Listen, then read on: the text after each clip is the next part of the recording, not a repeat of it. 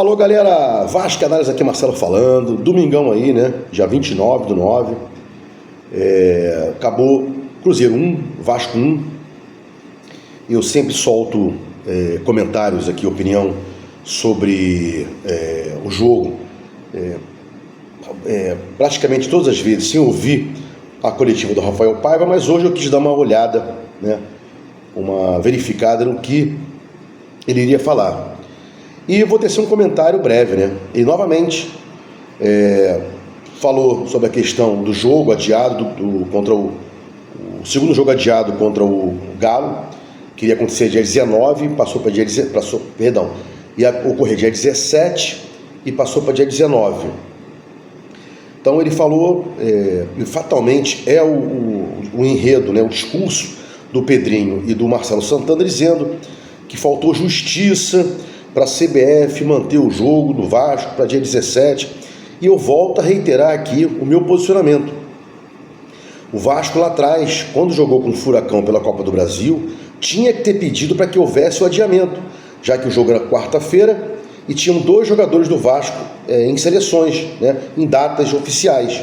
Então o Vasco jogou na quarta-feira, mas não era para ter jogado. Toda vez que você se sente prejudicado, você requer alguma coisa para a CBF e não houve esse requerimento.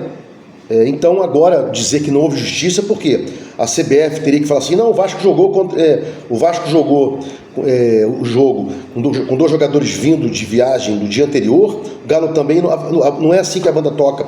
A banda toca você requer um direito seu para a CBF e aguarda um posicionamento. E ela posicionou-se a favor do Galo. Então os times têm direitos de requerer adiamentos. Se o Vasco não fez, porque foi incompetente. Friso, foi incompetente de não ter feito lá o pedido de adiamento contra o Furacão. E agora o Galo fez um requerimento, obteve sucesso e mostra mais uma vez cabalmente que houve incompetência do Vasco lá atrás, não pediu o adiamento da partida contra o Furacão, e competência do Galo para pedir o adiamento contra o Vasco, e obteve êxito, sucesso. Bom, dito isso, esse foi o que o Rafael Paiva falou, né? Friso aqui.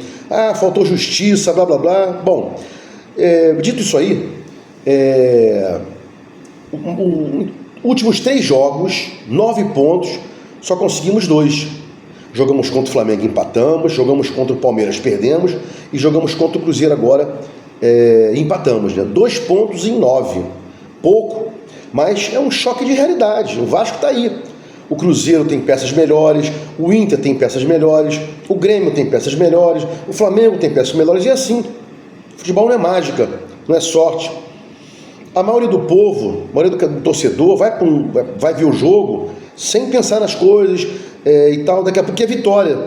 As vitórias são construídas com elenco, com time, com treinamento, com técnico que mexe bem, um técnico que escala bem. Isso aí que faz um time ser vitorioso. E o Vasco tem várias limitações, né? Não só de elenco e time, como eu falei, mas com relação aos outros times, né? Já vem jogando há mais tempo, tem peças melhores. E o Vasco, nas suas limitações, foi lá, obteve um ponto contra o Flamengo, obteve um ponto contra o Cruzeiro, e poderia obter um ponto também, ou ganhar contra o Palmeiras. Jogou bem contra o Palmeiras, notadamente no segundo tempo, que mandou na partida, e teve ali lá aquela entregada do Ryan. Então poderia ter tentado pelo menos um empate, poderia ter havido pelo menos um empate, né? Tentou a vitória no segundo tempo, empate e a vitória não veio. São 2 pontos em 9 possíveis. O Vasco vai galgando devagar, né?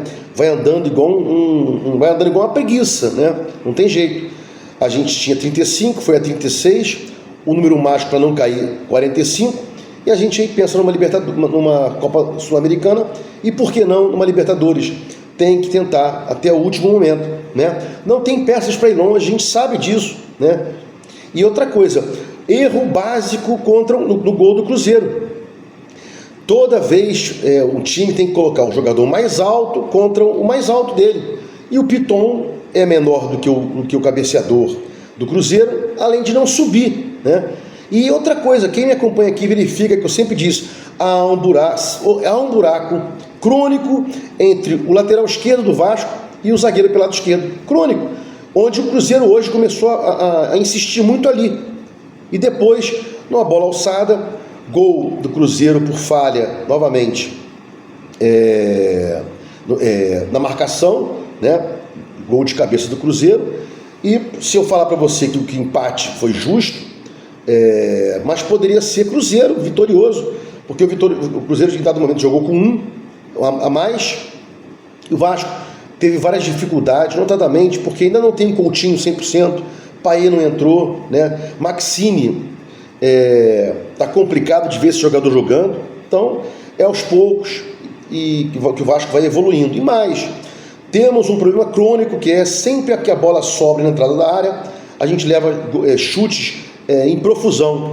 Hoje o Léo Jardim salvou ali umas 2 bolas, né, mostrando a capacidade que ele tem, também bola de cabeça e tal.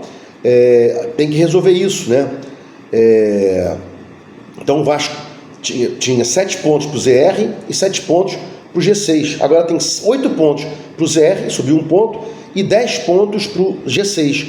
Viu subir de 7 para 10, né?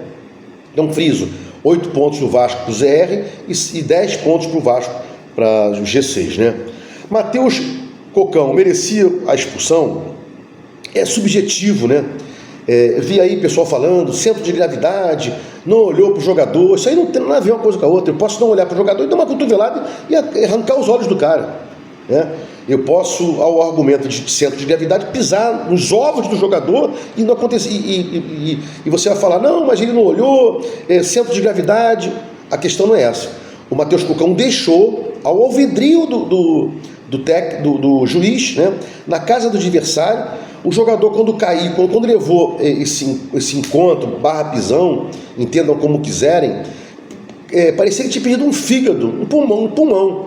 E notem que na jogada, o juiz, quando olhou de longe, não correu para dar o vermelho. Depois que o jogador caiu, que o Cocão foi lá mandar ele levantar, que ele levou o vermelho. Então, são coisas para serem resolvidas aí. O Vasco está perdendo a tranquilidade nos jogos. O Ryan lá cometeu aquele ato, agora o Cocão. Temos limitações e o time limitado tem que aprender a jogar sem perder a cabeça. Não adianta perder a cabeça porque a gente é limitado, blá blá blá. O futebol é tranquilidade, futebol é força, né? Disposição, mas tranquilo. Não todo jogo vai ter um cara expulso, ou pela questão do Cocão agora, ou então pela questão do Ryan. E deixo aqui para os seguintes senhores a pergunta: Vasco é um time desequilibrado? Esse desequilíbrio vem do técnico, que deixa os jogadores nervosos e blá blá blá? Não é o técnico, são os jogos, são os jogadores que têm limitações. Então deixa aí os senhores registrado aí a minha pergunta para que vocês possam comentar aqui, responderei a todos.